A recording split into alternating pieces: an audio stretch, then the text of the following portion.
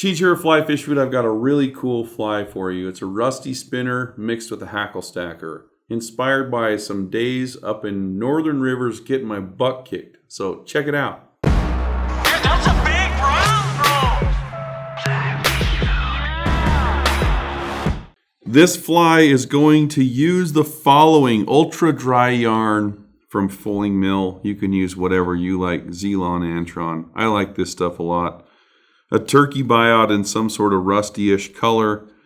Rusty thread in a 70 denier denomination. What is this, burnt orange? A Tiemco 100, size 14. Sorry, this is the pack that I work out of. We're going to use some Span Flex, Life Flex, Bug Flex, whatever flex you like. Some sort of dry fly dubbing and fibettes or micro fibettes or fibettes or whatever you want to call those little paintbrush fibers. That's what we're going to use for the tail. So let's get after it. The rusty spinner, if you know about this fly, you know that it's just, you got to have it in your box, okay? I had a really good opportunity for the past little while to be able to fish with old Chris Walker and Wayne Peterson from Rio Fly Lines. And where do we like to fish? The old Henry's Fork. And Chris is a techie ninja of a dry fly angler. And this fly is inspired by something that he has in his box. So I'm not ripping you off, buddy. I'm just trying to come up with something that looks something close to what you fish. All right, so here we go.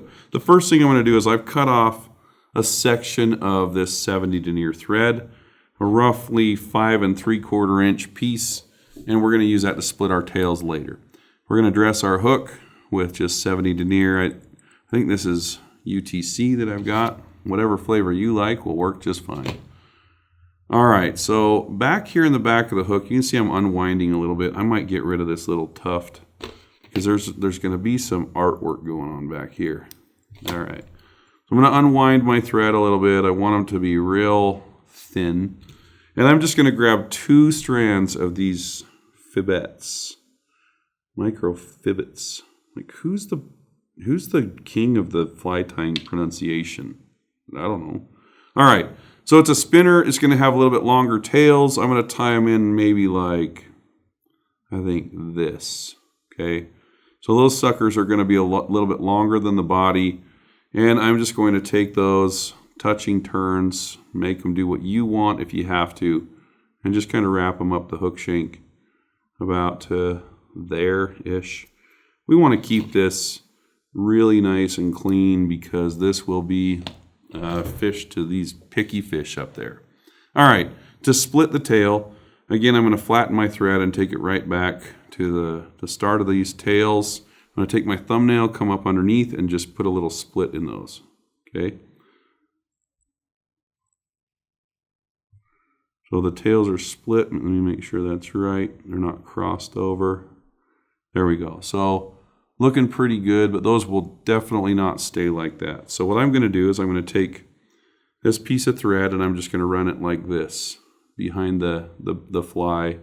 Pull those pieces of thread up over, and I don't want to pull it too tight because if you pull it too tight, it will just fold those fibettes and it will make you have to restart. So just a little bit of tension there, but you can see it creates a barrier between those legs, and it is going to stay tight.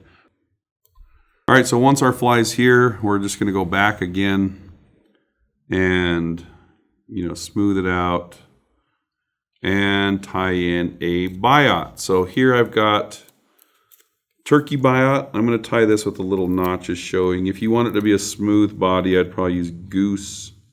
But we're going to tie it with the notches up. So on a biot, you can see that little notch. Let me just show it to you here. Right here. Let me show it to you like this. This little notch, if I tie this in with that notch facing down like that, then when I wrap this, the ridges are going to show. Moisten that with a little bit of Sasquatch DNA. Makes for a very durable fly. And I'm just going to tie it in about right here. Okay, you don't want to tie it in too far at the tip because Some of those, some of these buyouts are so tiny up at the tip, it's just not very durable. Okay, going up forward, and we're going to stop our thread about right here. Okay, so not much taper there, but before I wrap this buyout, I'm going to tack it with a little bit of super glue. Buyouts aren't the most durable things in the world, so we're just going to give it a little bit of a fighting chance. All right, I'm going to pull that buyout forward, and you got to make sure not to screw up your tails at this point. And I'm just going to use the rotary feature of my vise and just slowly wrap that, keeping my thread out of the way with my other fingers. We're going to go about to here. Just take my thread back and tie that off about right there. So you can see that's a super, super clean body. It looks just like a bug. Probably should just fish it like that. There's no need to go further. All right, we'll tie that down and we'll get going. On these mayflies, I do like to match my thread pretty closely to the body, just because you never know, what kind of bad day those fish are having, and you never know how bad they're going to torture you. So make it as easy as possible on yourself. So I'm going to take some of this Spanflex stuff and tie it in about like that, okay? And then make a decent sized loop about like here. And we're going to tie that in again. And on this one, it's critical to really crank down on this. Another thing is, when I trim this off, if I lightly pull that, trim it, it will kind of suck down in. All right, so here's our chassis to build the Hackle Stacker, like that, okay? And I just built like a little finger brace. All right, when you peel the stem off of your hackle, you're gonna want it to be a little bit longer than you need. So I'm going to tie it in about like this. You can see there's a little bit of extra stem. Tie it down nice, and then trim off the excess. And this is where we'll wrap our Hackle Stacker. So I'm gonna keep the tension to my finger like this, and I'm going to use my middle finger and my thumb to grab the hackle, and I'm going to wrap it up the Spanflex like that, and I'm going to just see how far I am. That's probably as far up as I want to go.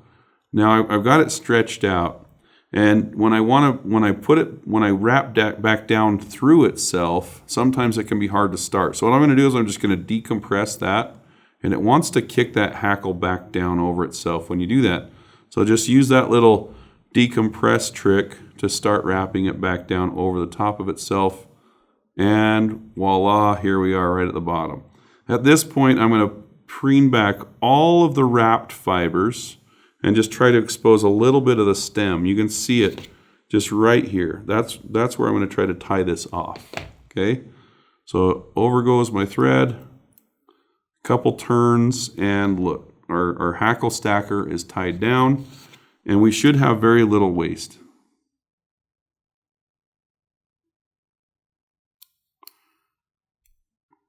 All right, come in here and get all those out of there.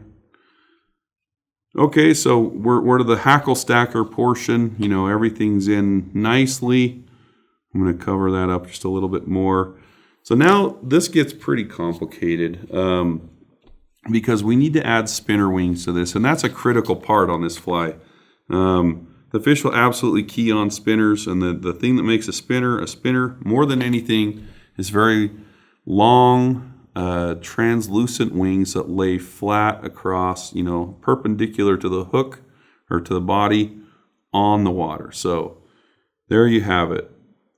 We got to make sure that spinner wing is dialed. So I'm going to put in a little kind of half thorax right now, and I'm going to wrap it up to about, right there.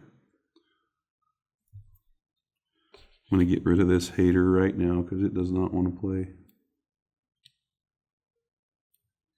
All right, so there's a little bit of our thorax, and at this point I'm going to grab some of that ultra dry yarn. And this stuff can be all twisted up. Not a big deal. So I'm just going to grab a hank of it and kind of pull it with my fingers and straighten it as best I can. Kind of like that. And then I'm going to spread about half of it out, and I'm going to use half of the yarn. So as you can see, it's a very sparse wing. You don't want this to be very bulky. The wing on this does not help it float. It's just there to kind of sit in the water and look like little veins.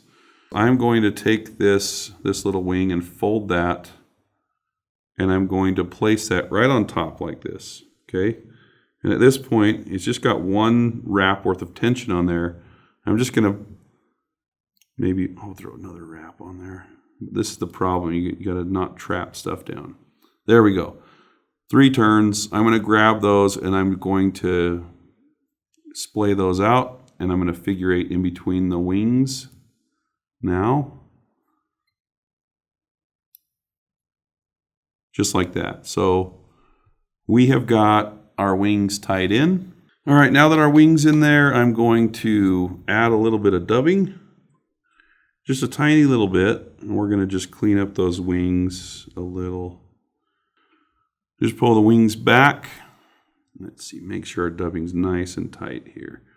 This is the most frustrating part of this fly, is getting this thorax to sit like a respectable thorax. All right.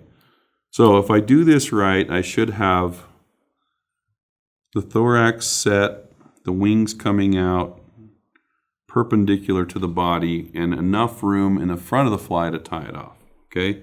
So this part it can be tricky, but it's not that big of a deal. I'm just going to pull these 2 wings down and out of the way a little bit. All I'm going to do with this is I'm going to take this live flex and fold it over and put like 2-3 turns of loose wraps, and I'm going to pull the live flex and just pull all that hackle forward, at the same time tightening my thread just a little bit. Okay, so my thread is on there really tight. I'm just going to double that span flex over and catch it down like that. Okay, this fly's ready to whip finish, and then we'll finish trimming the rest of it, make it look respectable. Goodness gracious, this fly does not want to be tied right now. All right, so with the span flex, we're going to stretch it a little tiny bit, trim it, and it will suck back down. Now we have kind of a nice pronounced head on that fly. And for the wings, I'm just going to trim them about like that. They should, you're going to have to maybe measure them out a little bit, but they should be a little bit longer than the Hackle Stacker. And you can trim those up if you need to, but the old trusty Rusty has pretty long old wings. You can round those off if you want. The one thing that I like to do on this Hackle Stacker version is I like to get rid of a few of the fibers just right behind the head or the hackle, just to give it the appearance of just a really split wing. It's not an adult at this time. It's a spinner. It's getting ready to finish its life and provide a little protein for the trout. So there you have it. That is a Hackle Stacker Rusty spinner. Say that a bunch of times.